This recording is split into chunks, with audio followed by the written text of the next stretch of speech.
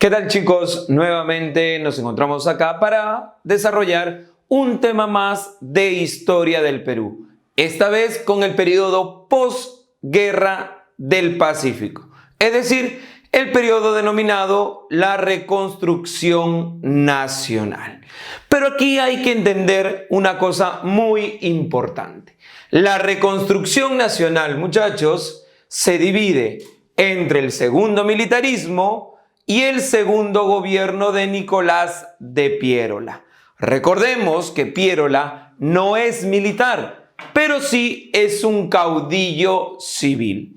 A este periodo del segundo militarismo hay algunos que lo pueden llamar el militarismo de la derrota, debido a que, obviamente, son los militares que perdieron en la Guerra del Pacífico. Muy bien, ¿con quién iniciamos este segundo militarismo? Con el gobierno de Miguel Iglesias, llamado también el presidente regenerador del país. Durante su gobierno, o recuerda, su gobierno se inicia con la firma del Tratado de Ancón. Firma del Tratado de Ancón. Recordemos que por este tratado perdemos definitivamente Tarapacá y los territorios de Tacna y Arica pasan a mano de los chilenos por un espacio de 10 años hasta, obviamente, realizar el famoso plebiscito o consulta popular. Uno de los problemas que va a tener Iglesias después de la Guerra del Pacífico es que obviamente el Perú está destrozado en todos los niveles: político, económico, social, cultural, moral, etc. Entonces, Iglesias tiene que ver la manera de nuevamente obtener ingresos para el Estado peruano. No se le ocurre mejor manera que restablecer un viejo impuesto. Este impuesto es conocido como el tributo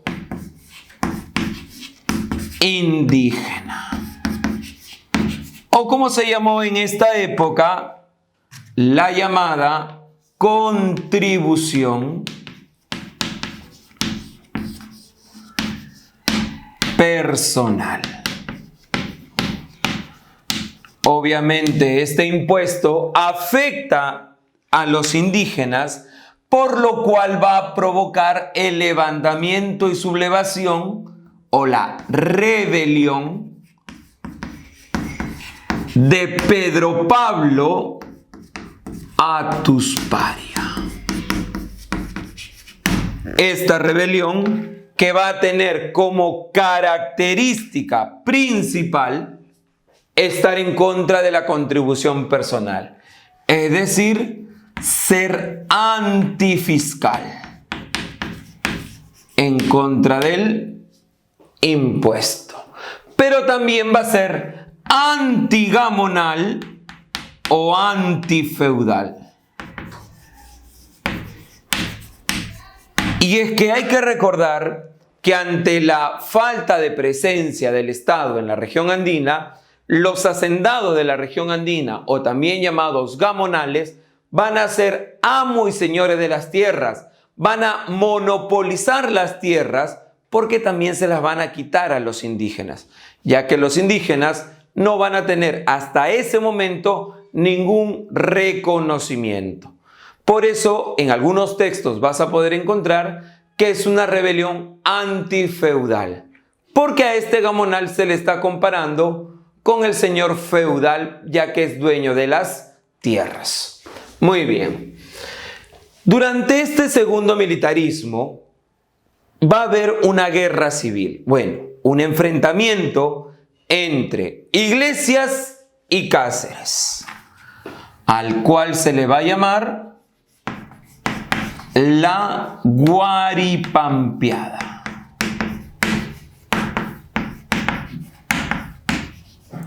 Este enfrentamiento en la zona de Junín También se le conoce como el enfrentamiento de los Quepirrojo, que es el ejército de Cáceres, y los Quepiazul, que es el ejército de Iglesias. Hay que recordar que durante la Guerra del Pacífico, Iglesias negoció el fin de la guerra y terminó aliándose con los chilenos para derrotar a Cáceres en la batalla de Huamachuco. Debido al contexto y a la situación en la cual se encontraba el país y debido a las protestas en Huaraz con Atusparia, Cáceres aprovecha y busca la manera de sacar del poder a Iglesias. A esta guerra se le conoce como la Guaripampeada porque Cáceres obviamente engaña al ejército de Iglesias y los encierra en la zona de Guaripampa en Junín. De esa manera, Iglesias va a tener que dimitir a su cargo. El siguiente periodo justamente es el de Andrés Avelino Cáceres, que va a llegar al poder a través de las elecciones y gracias al apoyo del Partido Constitucional. Partido Constitucional. Ahí está. Y uno de los principales problemas, vamos a colocar acá, uno de los principales problemas que tiene que afrontar Cáceres en el poder va a estar relacionado con la deuda externa. ¿Ah? Principal problema, la deuda externa. Para poder salir de esa deuda externa, Cáceres va a llegar a un acuerdo con los tenedores de bonos ingleses y va a firmar el famoso contrato Grace. Contrato Grace. Y por este contrato Grace, ¿el acuerdo cuál es? Que los tenedores de bonos van a pagar la deuda externa. Pero el Perú le va a tener que entregar a la Casa Grace los ferrocarriles por un espacio de 66 años. Le va a tener que entregar hectáreas de Amazonía, 2 millones de hectáreas en la Amazonía, libre navegación por el lago Titicaca, 2 millones de toneladas de guano,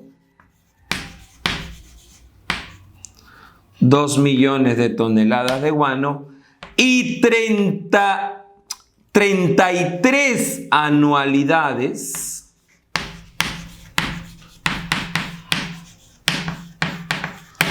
de 80.000 libras esterlinas. Entonces, la Casa Grace se compromete a pagar nuestra deuda, pero nosotros vamos a pasar a depender del capital inglés, a entregar nuestros recursos. Entregamos los recursos.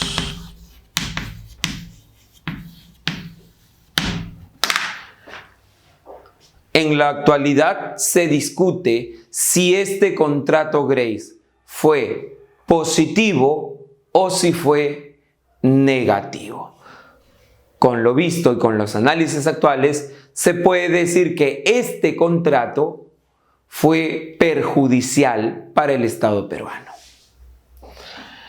Otro acontecimiento importante durante el gobierno de Cáceres es que se inicia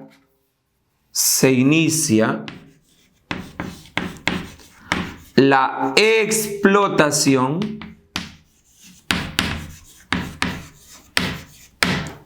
del petróleo. La empresa que explota el petróleo va a ser la famosa London Pacific. London Pacific.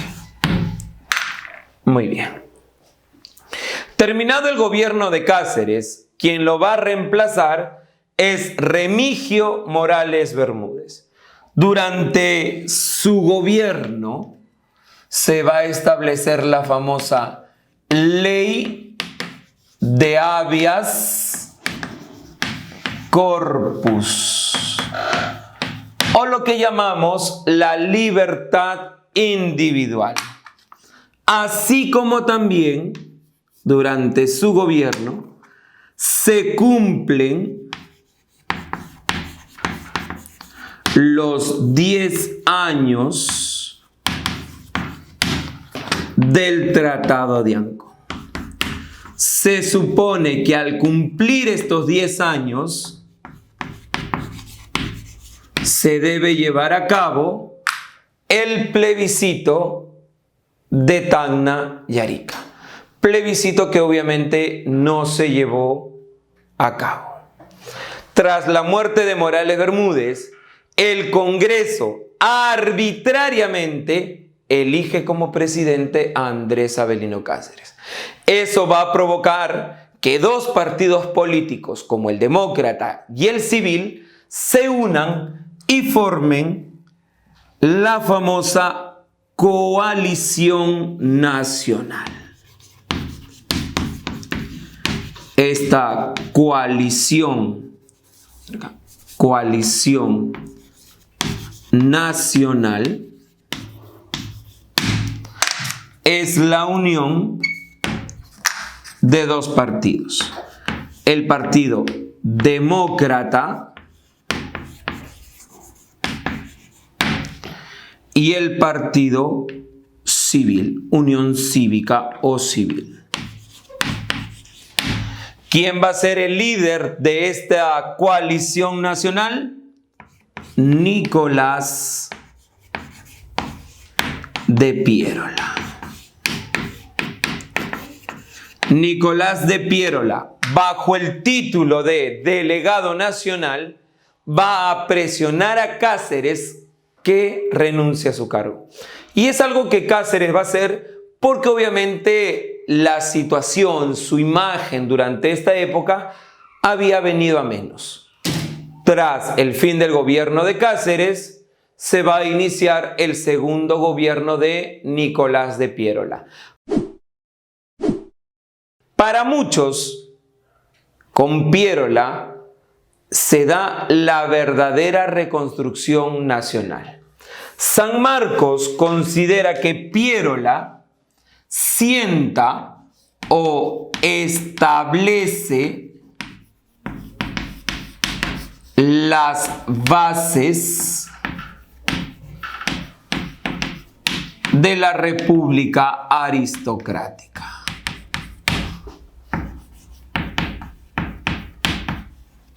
República aristocrática. Muy bien. ¿Y por qué se dice eso? Porque a nivel político y económico, Piérola va a promover, va a aprobar leyes que justamente van a favorecer a la aristocracia. Por ejemplo, a nivel político, establece la ley electoral. Por esta ley electoral se establece que el voto va a ser de los varones mayores de edad, varones mayores de 21 años. varones mayores de 21 años. Y como condición, alfabetos.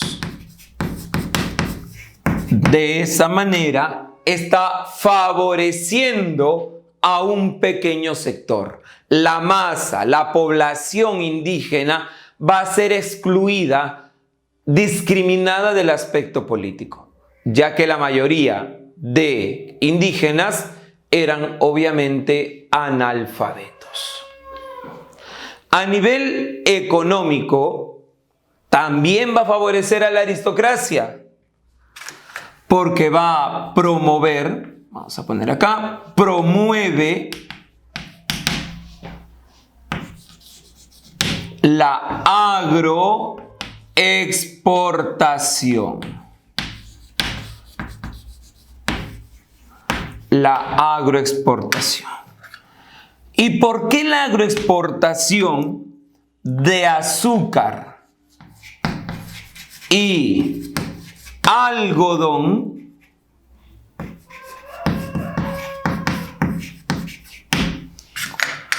Porque la exportación de azúcar y algodón favorece a la aristocracia.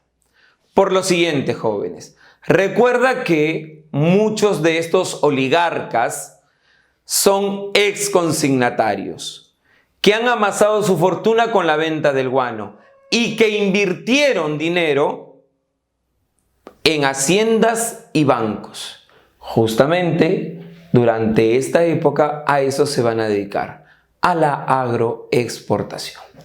No son los únicos productos que se van a exportar, también se va a iniciar la explotación de caucho y lana en el Perú. Muy bien. Entonces, eso son tanto en el aspecto político y económico de cómo la aristocracia se ve favorecido. Otros aspectos económicos de este gobierno es que se establece, por ejemplo, el llamado patrón de oro. Se va a establecer como moneda la libra peruana de oro. Se va a crear la sociedad recaudadora de impuestos. Así como también se va a establecer un impuesto a la sal, el estanco de la sal, bajo la promesa que con ese dinero se va a llevar a cabo o se va a organizar el plebiscito de Tacna y Arica. A nivel militar, recordemos que nuestro ejército posguerra del Pacífico quedó destruido. Llega al Perú la misión francesa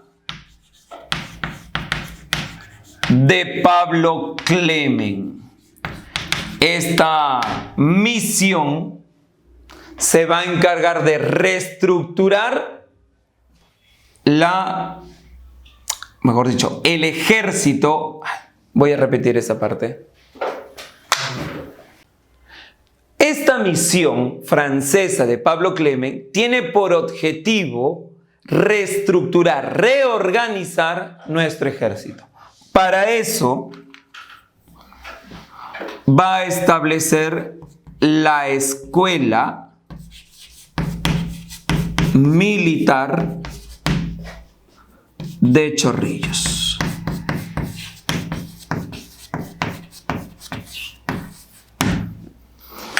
O también va a establecer el servicio militar obligatorio. Servicio militar obligatorio.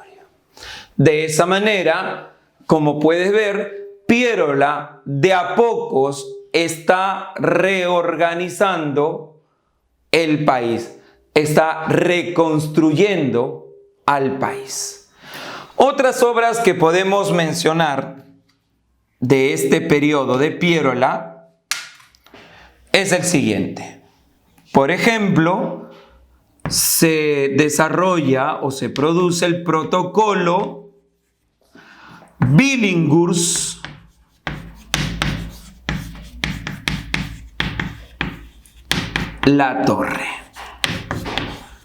Este protocolo Billinghurst-La-Torre es un acuerdo donde se establecen las bases del plebiscito, pero obviamente quedó en el papel, ya que el Congreso chileno desconoce ciertos acuerdos de este protocolo. Uno de ellos, que Tacna y Arica regresen al Estado peruano hasta que se realice el plebiscito. Durante este periodo se va a modernizar Lima, se moderniza Lima con la llegada de nuevos inventos, los primeros automóviles, los rayos X, el fonógrafo, la luz eléctrica, etcétera, etcétera, etcétera. Muy bien. Como vemos, chicos, durante el gobierno de Piérola, el Perú se ha ido reconstruyendo. El periodo que va a venir a continuación es justamente el periodo de la llamada República Aristocrática. Nos vemos en otro video de historia, muchachos. Muy bien, chicos, ¿qué tal? Nos vemos una vez más para desarrollar un tema de historia del Perú. Esta vez, la República Aristocrática. Esta vez, muchachos, vamos a desarrollar la República Aristocrática dividiéndola en el aspecto político, económico y social. Como ves acá, estos son los presidentes que llegaron a gobernar durante esta aristocracia. A nivel político, hay que recordar que es el periodo de la hegemonía o dominio del partido civil.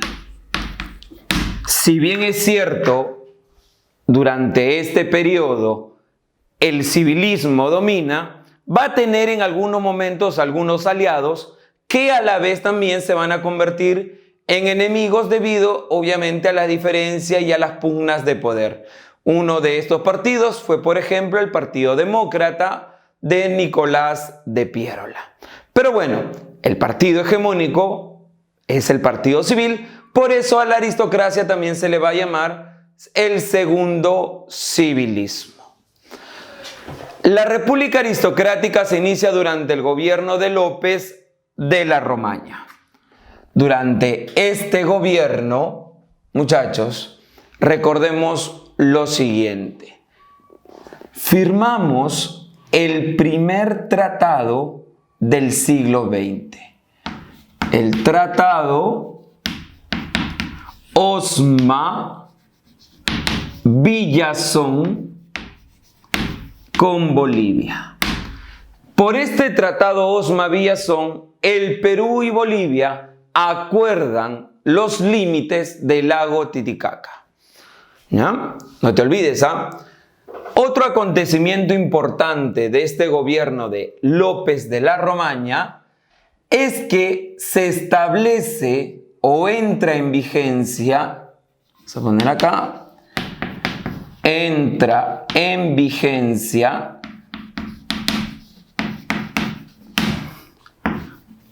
la libra peruana de oro.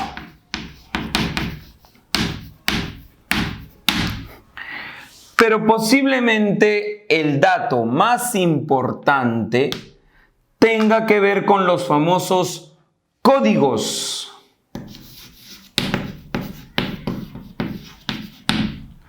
Ya sea el código de aguas,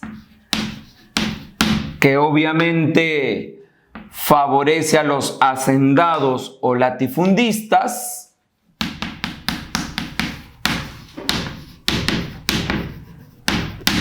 o el Código de Minería, que va a favorecer obviamente a la inversión extranjera. Te explico. En el caso del Código de Aguas se establece que se va a hacer uso del agua de acuerdo a la cantidad de tierra que tengas. Es decir, esto va a favorecer obviamente a los latifundistas o grandes hacendados. En el caso del Código de Minería, se van a reducir los impuestos para poder atraer la inversión extranjera. Durante este periodo llegan, por ejemplo, al país la Cerro de Pasco Mining Company para extraer lo que es cobre en el centro de la región andina, y obviamente en la costa norte llega la IPC, la International Petroleum Company, que va a explotar los yacimientos de La Brea y Pariña. Obviamente la IPC le compra la empresa a la London Pacific. Terminado el gobierno de López de la Romaña, entra al poder Manuel Candamo y una de sus leyes importantes es la famosa ley de ferrocarriles. Ley de ferrocarriles. Esta ley, jóvenes, de ferrocarriles tenía por objetivo promover una red de ferrocarriles para trasladar las materias primas hacia los puertos. No nos olvidemos, y eso obviamente también lo vamos a desarrollar en el aspecto económico, pero te voy adelantando que a nivel económico este periodo se caracteriza por las actividades extractivas, por el comercio de materias primas. Lamentablemente, Candamo muere al poco tiempo y obviamente su gobierno pasa a manos de José Pardo y Barreda. Características del gobierno de Pardo, sencillo. Recuerda, Pardo es recordado porque se promueve la educación. Durante este periodo se establece la gratuidad, ¿no? La educación gratuita y obligatoria para todo el nivel primario, ¿no? Para el nivel primario. Esto, por favor, hay que recordar, jóvenes, porque su padre, Manuel Pardo y Lavalle, establece, pero solo para el primer grado de primaria. Durante este gobierno de Pardo, si bien es cierto, él promueve la educación, va a tener que afrontar un problema social. Durante este periodo se comienzan a producir los llamados movimientos obreros. Estos movimientos obreros van a reclamar mejores condiciones laborales. Tanto así que se va a iniciar un proyecto a cargo de Matías Manzanilla, pero que obviamente la aristocracia, la oligarquía, va a poner muchas trabas para su aprobación. Bueno, dentro de estos movimientos obreros se encuentra el primer reclamo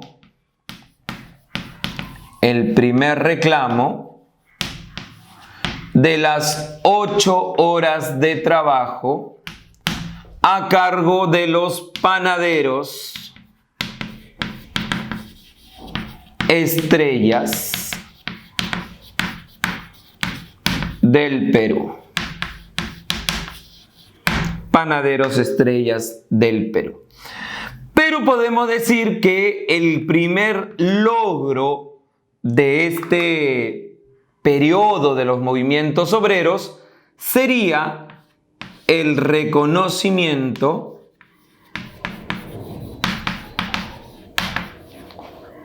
de los sindicatos. Ahí está. Durante el gobierno de Leguía, Leguía empieza convulsionado porque una facción del pierolismo lo va a tomar preso y lo quiere obligar a renunciar. A esta negativa de Leguía hace que la historia lo llame el Día del Carácter. Definitivamente Leguía no renunció y continuó con su presidencia. Durante este gobierno de Leguía se produce el auge del caucho, durante el gobierno de Leguía se siguen produciendo reclamos obreros, se produce la primera huelga de los obreros textiles de Vitarte. Obreros textiles de Vitarte. Durante este periodo, también Leguía va a tener problemas limítrofes. Problemas limítrofes. En realidad, va a tener problemas con los 5 países. Con Ecuador, que se lleva el problema a un arbitraje con el rey de España. Con Colombia, el combate de la Pedrera. Con Chile, el famoso incidente de la corona de bronce, que los chilenos nos regalan cuando inauguramos el presbítero maestro. Pero es con el Brasil y con Bolivia con quienes se delimita nuestras fronteras. Con el Brasil, y vuelvo a repetir, con Bolivia en 1909. Con el Brasil, el Tratado Velarde-Río Branco. Velarde-Río Branco. Este tratado Velarde-Río Branco establece una libre navegación fluvial binacional por el Amazonas. Es decir, tanto el Perú como Brasil pueden navegar por el río Amazonas.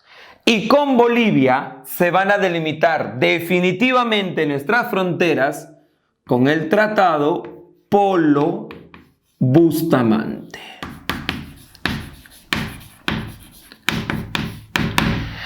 El proceso electoral después del gobierno de Leguía va a ser convulsionado. Los partidos políticos de este periodo no se van a poner de acuerdo y, muchachos, la población va a promover la llegada al poder de Guillermo Billinghurst. Este presidente representa el populismo en el Perú, considerado el primer presidente populista. Si bien es cierto, la mayoría en el Congreso era civil y leguista, la voz del pueblo es la voz de Dios. Decidieron apoyar la idea o la manifestación del pueblo. ¿Por qué recordar a Billinghurst? A Billinghurst, ya te dije, es populista, el famoso pan grande, pero durante su gobierno se establece o se reconoce el derecho a huelga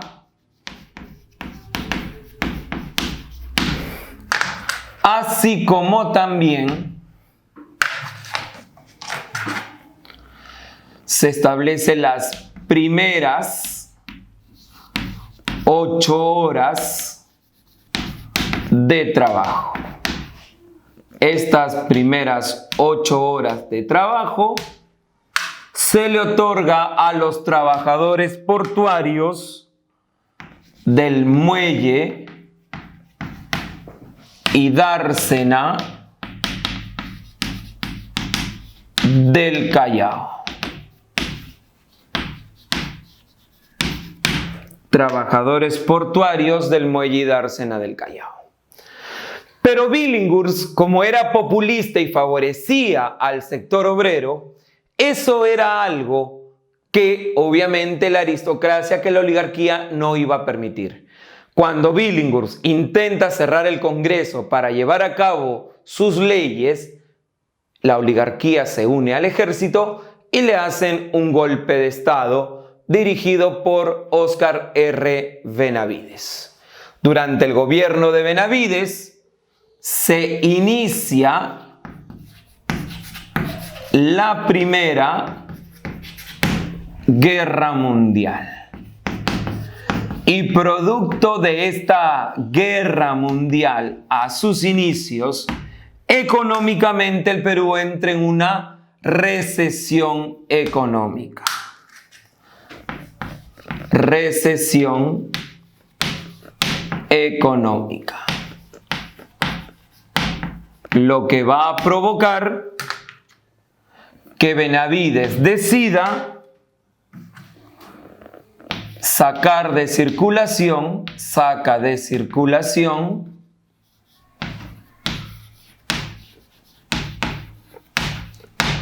la libra peruana de oro.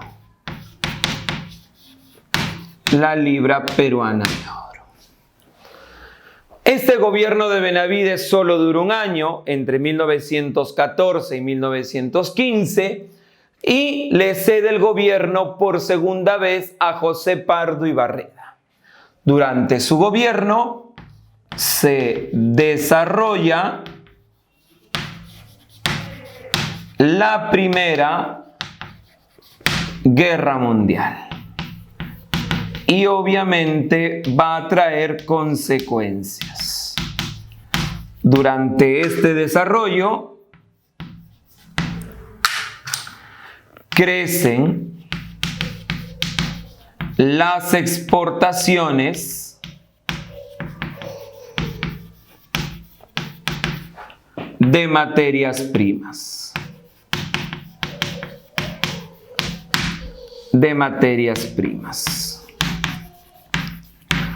Así como también se rompe relaciones diplomáticas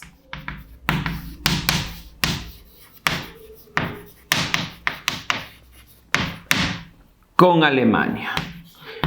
Esto es producto a que Alemania hunde un barco peruano de nombre Lorton, ¿no? Y obviamente el Perú, al romper relaciones diplomáticas, toma preso a los alemanes en el Perú, confisca sus bienes y todo barco alemán en el Callao también va a ser confiscado. Pero de repente por ahí, el dato más importante de este periodo es que se establecen las 8 horas generales de trabajo. 8 horas generales de trabajo.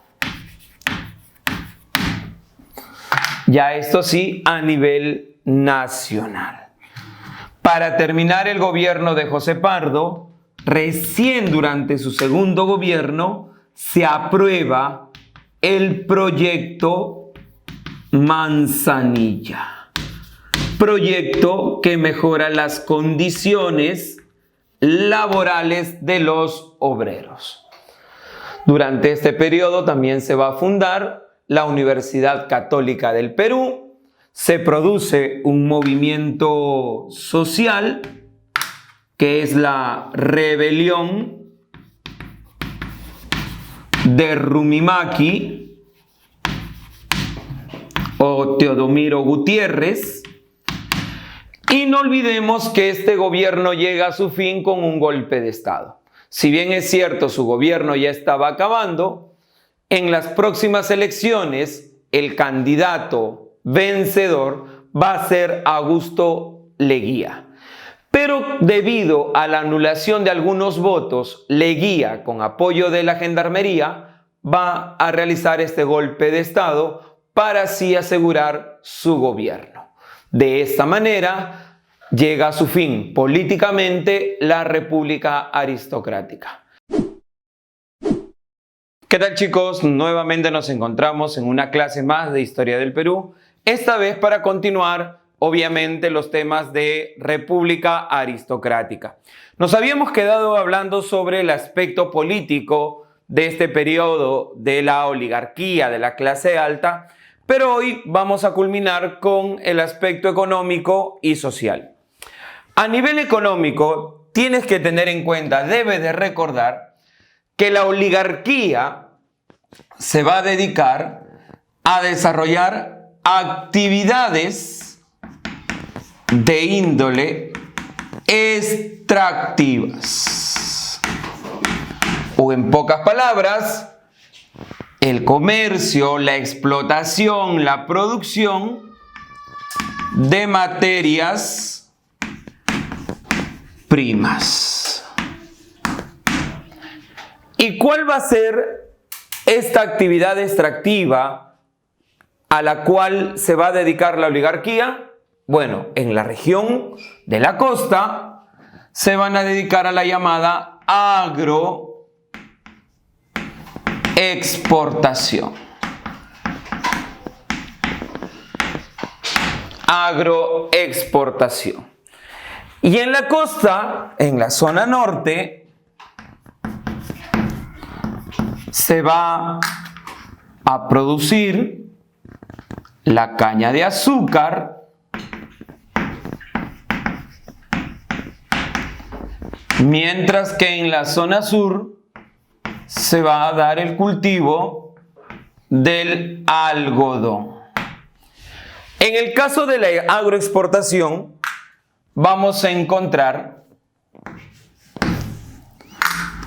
capital peruano,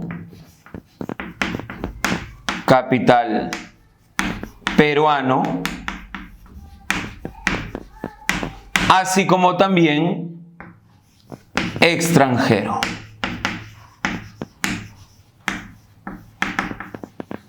Capital peruano y extranjero. Eso quiere decir que vas a encontrar apellidos como los Candamo, como los Larco, como los Leguía, como los Aspíllaga, así como también vas a encontrar apellidos como el caso de los Gildemeister, que van a invertir en estas haciendas de la costa norte, como lo es Cayaltí, Pomalca, Cartavio, etc. A nivel de la minería, en el caso de la minería, sí va a ser principalmente capital extranjero.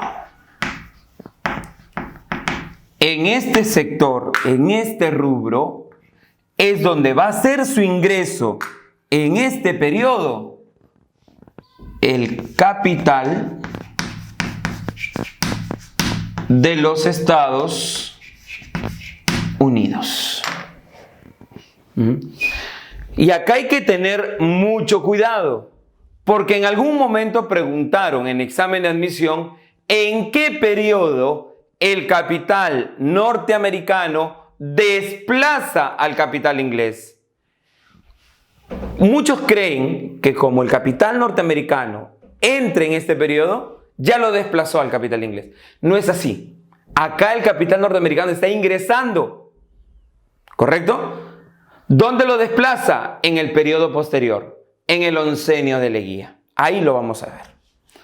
Continuando entonces, en la costa norte se va a explotar en la zona de La Brea y Pariñas el petróleo. La empresa que va a explotar el petróleo es la IPC, la International Petroleum Company. Empresa que le va a comprar los yacimientos petroleros a la London Pacific. Acuérdate que el petróleo ya se venía explotando desde el periodo de Andrés Avelino Cáceres. Y en la Sierra Central se va a explotar el cobre. Y la empresa va a ser la Cerro de Pasco Mining Company.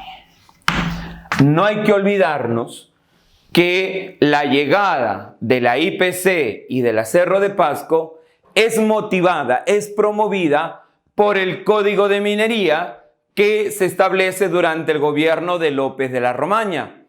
El objetivo, recordemos, de López de la Romaña era bajar los impuestos, bajar los aranceles para atraer el capital extranjero.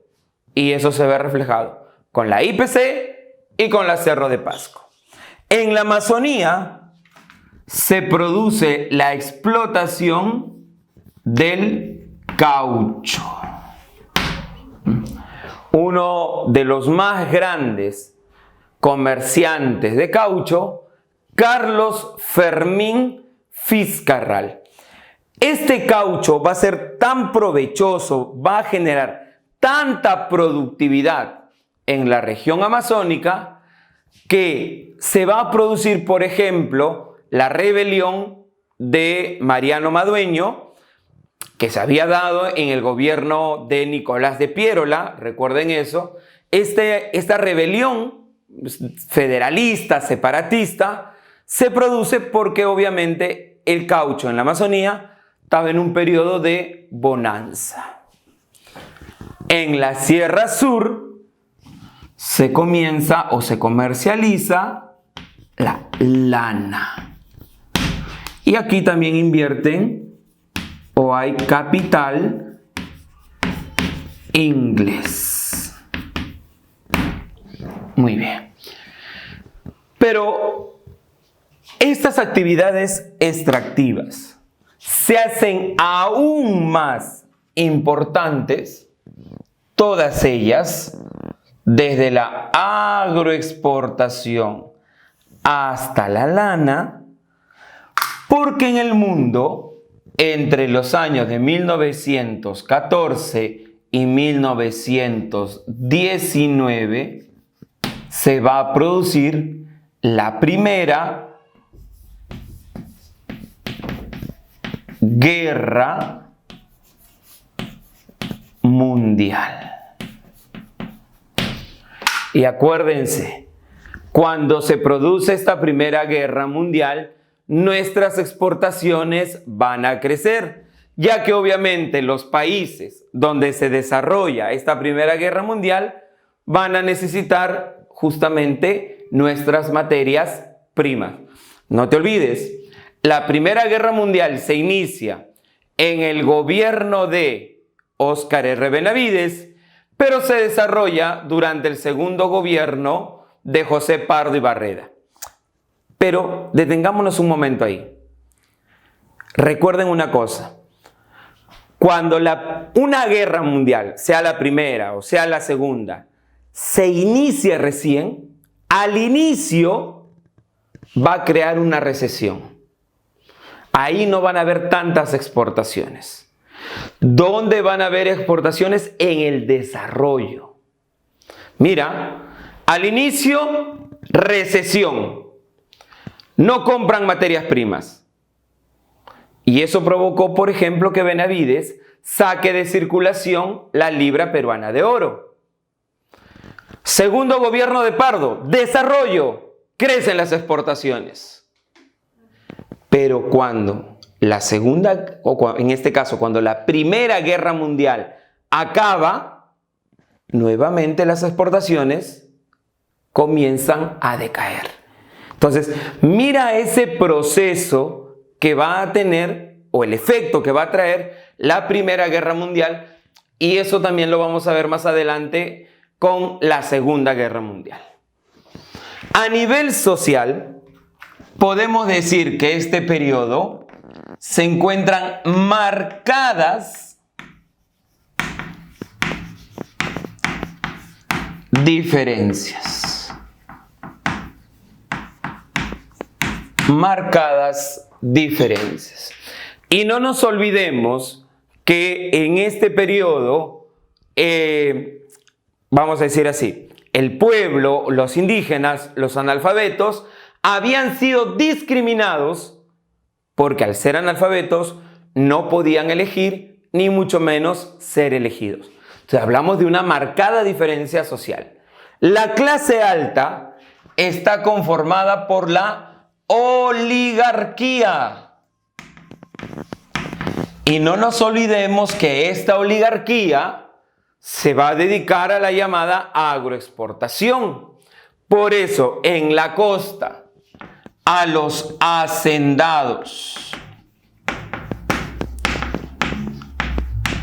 y o latifundistas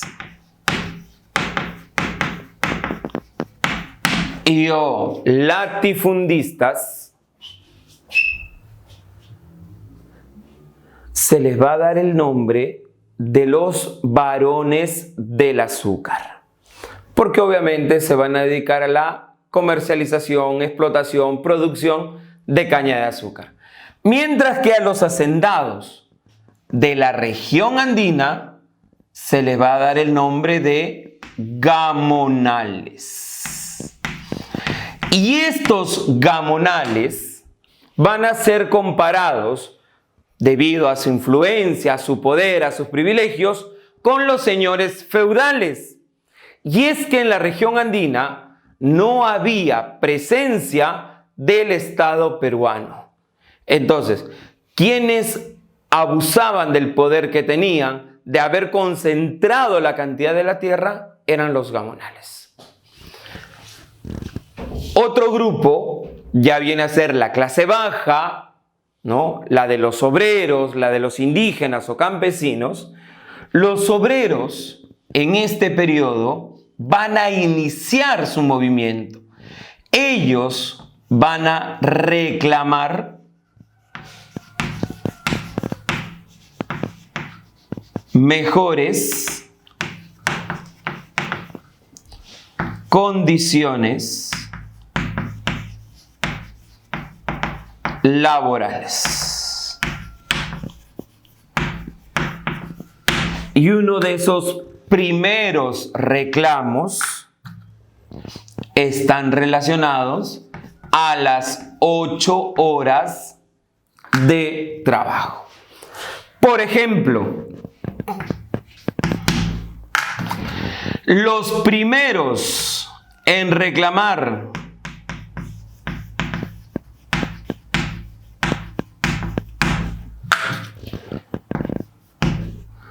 los panaderos estrellas del Perú. Los panaderos estrella del Perú. La primera huelga. La primera huelga.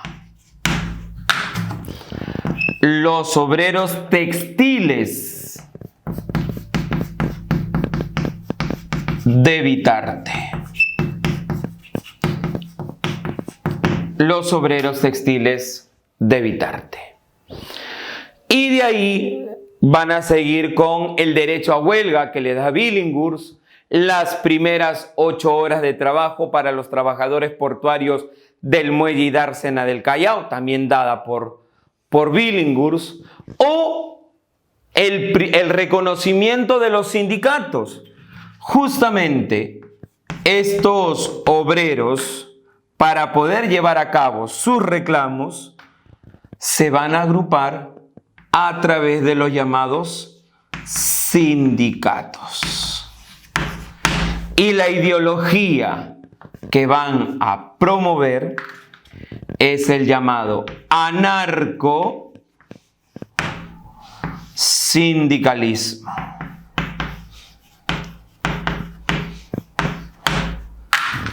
Promovido por Manuel González Prada. Manuel González Prada. Entonces, no nos olvidemos de algo. Durante el primer gobierno de José Pardo y Barreda, él reconoce a los sindicatos. Ese fue uno de los primeros logros de los obreros. De ahí en adelante van a continuar su lucha y para el segundo gobierno de José Pardo obtienen la Ley General de las 8 horas de trabajo. Y obviamente se aprueba también el proyecto de Matías Manzanilla, donde las condiciones laborales comienzan obviamente a establecerse. A nivel del campesinado o a nivel de los indígenas, recordemos que este sector es considerado el sector más explotado. El sector más explotado. Y existían mecanismos de explotación como el llanaconaje,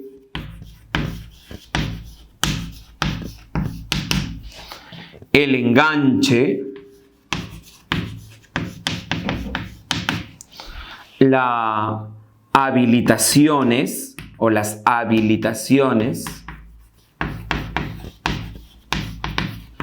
y las correrías. El llanaconaje ya es muy famoso porque el llanaconaje viene desde la época colonial. En el caso del enganche y la habilitación son adelantos de dinero que cuando ya estos campesinos o en el caso de las habilitaciones estén en la extracción del caucho, se van a endeudar y no los van a dejar salir.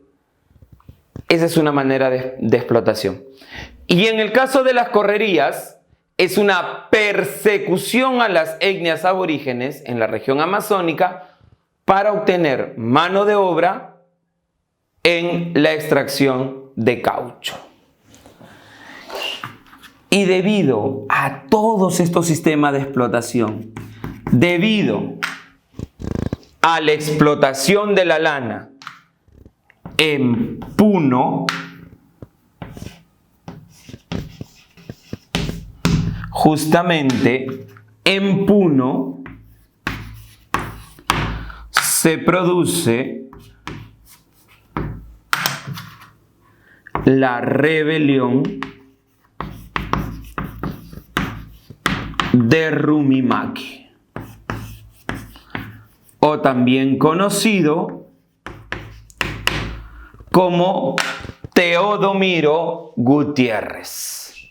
Esa es la rebelión en Puno en contra de la explotación o el comercio de lana. Con esos jóvenes hemos terminado este periodo de la República Aristocrática y pasaremos a ver, obviamente, el oncenio, la Patria Nueva, que busca cambiar todas estas estructuras. Hasta otra oportunidad. ¿Qué tal, chicos? Nuevamente en un tema más de historia del Perú, pero esta vez para ver lo que es el oncenio de Leguía, o como él mismo lo llamó, la famosa Patria Nueva. En algún momento, en algún examen de admisión, preguntaron por qué Leguía le dio el nombre de Patria Nueva a este periodo. Y es que Leguía, acuérdense, él había sido parte del civilismo, pero había tenido problemas con José Pardo. Entonces, Leguía regresa y su campaña, vamos a decir así, se dedicó en manifestar que iba a cambiar todas las estructuras del periodo anterior. Es decir, eliminar o cambiar la aristocracia por un nuevo Perú, por un nuevo país, por una patria nueva. Recordemos que Leguía llega al poder después de haber hecho un golpe de Estado a José Pardo, ya que él consideraba que sus candidaturas, las elecciones donde él había ganado, corrían peligro. Pero bueno, el hecho de llegar al poder por un golpe de Estado, el hecho de cerrar el Congreso, hacen que Leguía comience a dominar los poderes del Estado.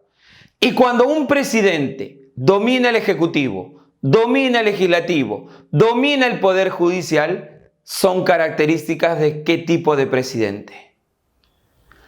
De un dictador. A nivel político, podemos considerar que el gobierno de Leguía fue una dictadura.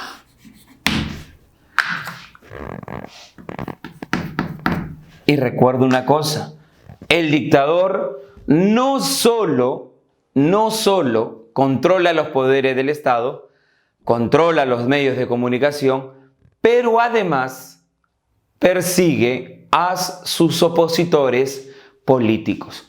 Eso también se va a dar en su momento y ya después lo vamos a explicar. Otra característica a nivel político es que Leguía es anticivilista. Es decir, va a establecer algunas leyes que van a perjudicar al partido civil. Como por ejemplo, la Constitución de 1920. Constitución que reemplaza a la Constitución de 1860 y que se convirtió en la constitución más larga de la historia. Profe, ¿y cómo es que con esta constitución perjudica al partido civil? Porque obviamente hace leyes que van a ir en contra de los intereses civilistas. Empezamos. El periodo presidencial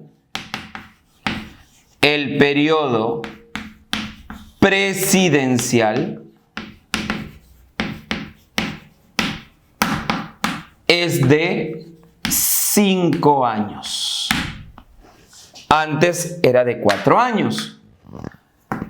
Si bien es cierto, en sus inicios, él elimina la reelección presidencial, a medida que va pasando su gobierno, va a establecer reformas que van a cambiar esta ley.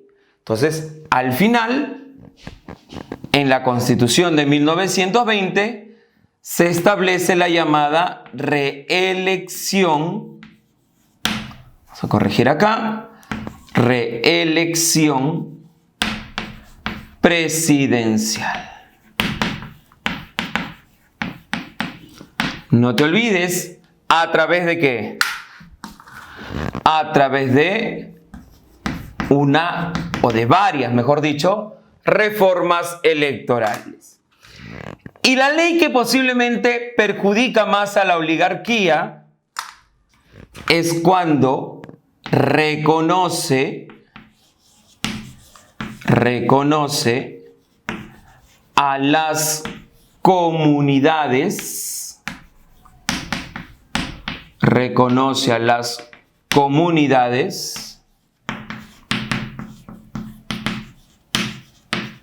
indígenas. ¿Por qué el reconocimiento de las comunidades indígenas puede ser un peligro para el partido civil? Porque recuerden, los hacendados, los gamonales, explotaban al indígena. Al no ser reconocidas las comunidades, era mucho más fácil poder quitarle sus tierras. Ahora, al ser reconocidas, eso va a ser mucho más complicado.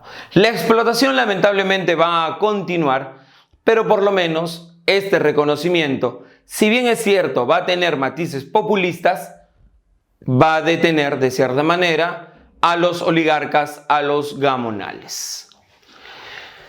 Te mencioné hace un momento que a nivel político Leguía era un dictador que había realizado persecuciones políticas.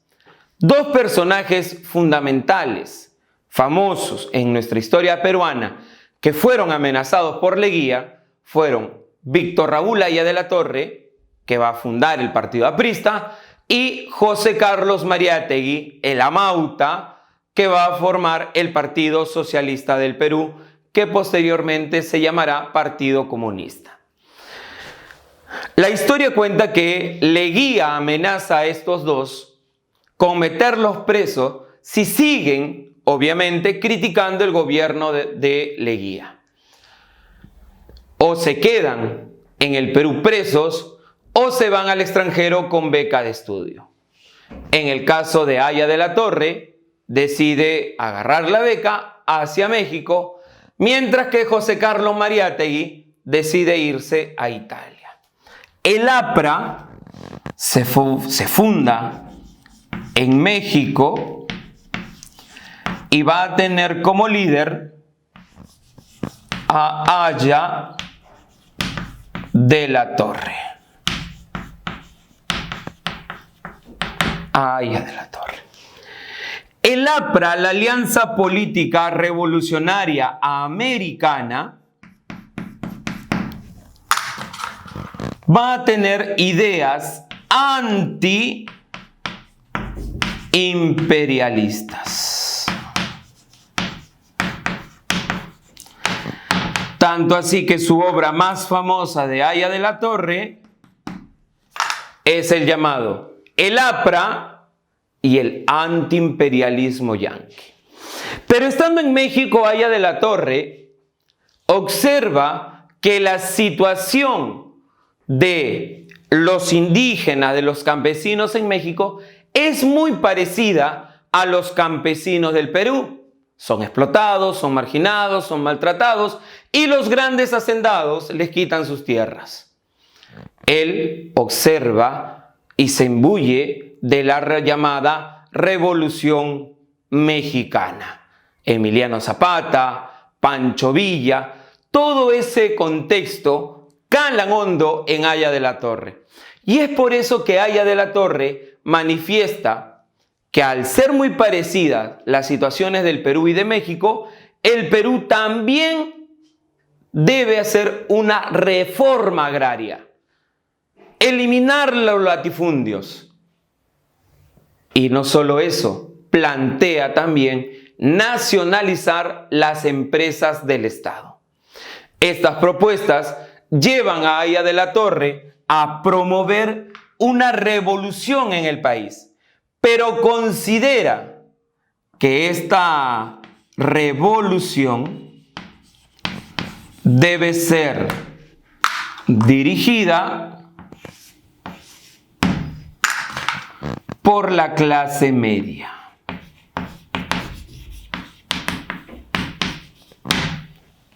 Por la clase media. En cambio, el Partido Socialista, o posteriormente llamado Partido Comunista del Perú, de José Carlos Mariátegui, plantea lo siguiente. Él considera que el problema en el país está relacionado al indígena, al indio. El problema del indio. Y esto Mariátegui lo expone en su famosa obra Los 7 ensayos de la realidad peruana, donde obviamente hace un análisis concienzudo de por qué el Perú está en la situación en la que está. Él considera que la explotación hacia el indio es la que genera todos los males en el país. Por eso Mariátegui si bien es cierto, considera que Estados Unidos explota, aprovecha su situación para someter a muchos pueblos, considera que la inversión extranjera es necesaria. ¿Ya? Por eso él dice que debe haber una revolución, pero la revolución en nuestro país debe ser una revolución popular. Es decir, campesino y obrero deben unirse. El pueblo se debe de levantar. La inversión extranjera es buena siempre y cuando sea regulada por el Estado. Esos son los partidos de masas que aparecen durante este periodo.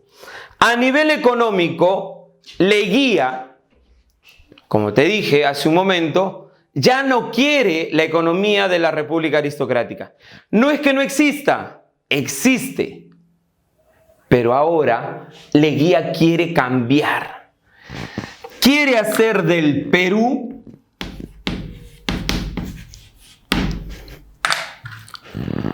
un país capitalista. Quiere hacer del Perú un país moderno. Y él entiende que la única manera de que el Perú se convierta en un país moderno sea a través de infraestructura.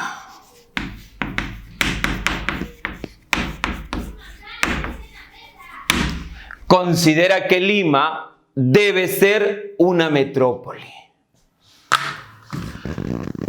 A nivel de infraestructura se necesitan obras. El Perú, dice, necesita avenidas.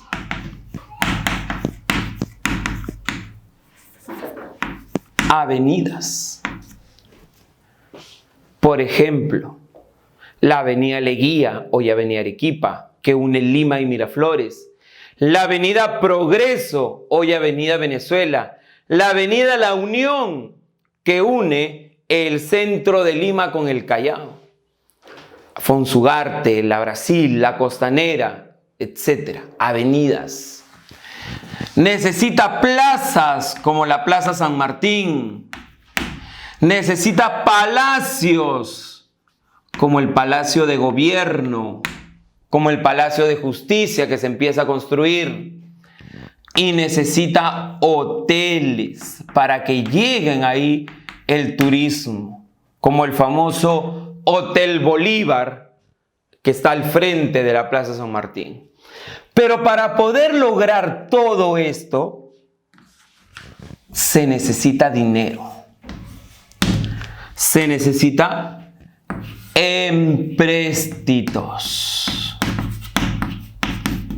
Y esos empréstitos lo va a dar el capital norteamericano. Los Estados Unidos nos van a prestar dinero para cumplir el sueño de ser un país capitalista. Pero obviamente Estados Unidos le va a decir al Perú: Perú, tú me pides dinero, pero ¿cómo me vas a pagar? Leguía le dice: pídeme lo que quieras. Ok. Llega al Perú la llamada Misión Cumberland. Y esta Misión Cumberland le dice: Perú, tú no me vas a poder pagar, pero tú quieres dinero. Y si quieres dinero, bueno, te presto dinero, pero me das tus aduanas. Te presto dinero, pero me das tu banco de reserva del Perú. Yo lo voy a crear, yo lo voy a administrar. Y eso va a hacer que el Perú, a la larga, se termine convirtiendo en un país dependiente, clientelista, entreguista, al capital norteamericano.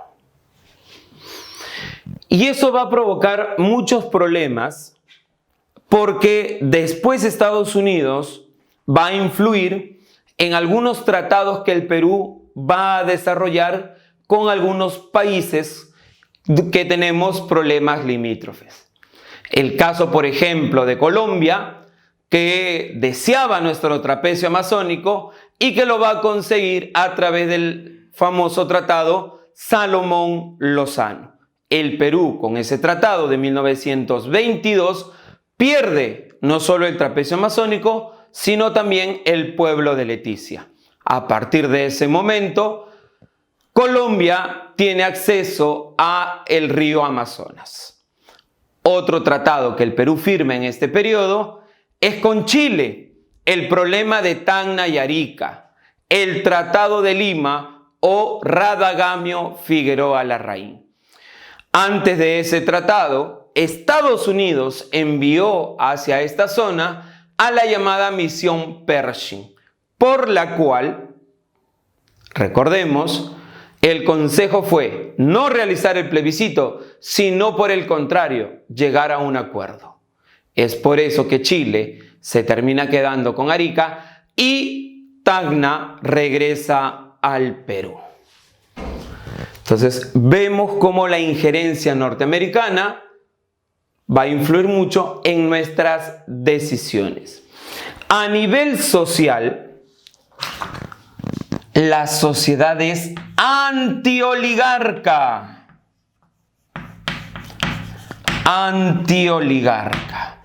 Perjudicar a la clase alta. Y una manera de controlar a la oligarquía es a través de su economía.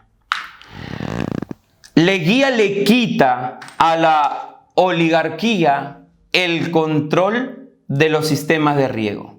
Ahora, los sistemas de riego van a estar en manos del capital extranjero. Los va a tener Charles Sutton, el padre del riego en el Perú. De esa manera, la oligarquía no podía oponerse mucho a Leguía porque obviamente se podía ver perjudicado. A nivel de los obreros mantienen sus beneficios, pero va a aparecer una nueva clase social, la clase media.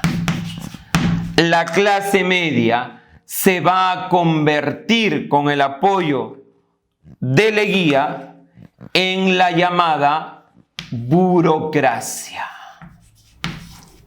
En la llamada burocracia. Es decir, el Estado va a apoyar a la clase media, a todos los que son profesionales, egresados de San Marcos. El Estado les va a dar trabajo, casa y un buen sueldo. De esa manera crece la burocracia en el país. Por eso muchos consideran que debido a estas medidas se puede decir que el gobierno de Leguía fue un gobierno populista. Y eso se reafirma aún más con los indígenas. Porque los indígenas van a ser reconocidos, ¿te acuerdas? Las comunidades indígenas. Pero también, ¿qué le va a dar? El Día del Indio. el Día del Indio, un día para celebrar. No solamente eso, le regala su bandera de toda la sangre, de toda la seña, la supuesta bandera del Tahuantinsuyo. Su discurso lo daba en quechua para que el indígena se sienta contento. Y le dice, ahora el Estado va a estar presente. Ya el gamonal no te va a explotar. Y lanza una famosa ley, que es la ley de conscripción vial. Ley de conscripción vial. Bajo esta ley se establece la construcción de carreteras. Supuestamente, con eso el Estado iba a estar presente en la región andina. Pero los que iban a trabajar en esta construcción, en su mayoría iban a ser indígenas. Por eso, a la ley de conscripción vial también se le va a conocer como la llamada mita republicana. Todos estos planes que Leguía tenía eran muy costosos. Para 1929, Estados Unidos entra en una crisis debido a la caída de la Bolsa de Valores de Nueva York. Con eso ya no hay empréstitos, con eso ya no hay obras públicas, con eso ya no hay trabajo para los indígenas, ya sea en las obras públicas, ya sea en las haciendas. Todo eso provocó un caos político, económico y social que va a ser aprovechado por los militares, como el caso de Sánchez Cerro, quien le va a hacer un golpe de Estado en Arequipa. Con eso se termina el periodo de la llamada Patria Nueva.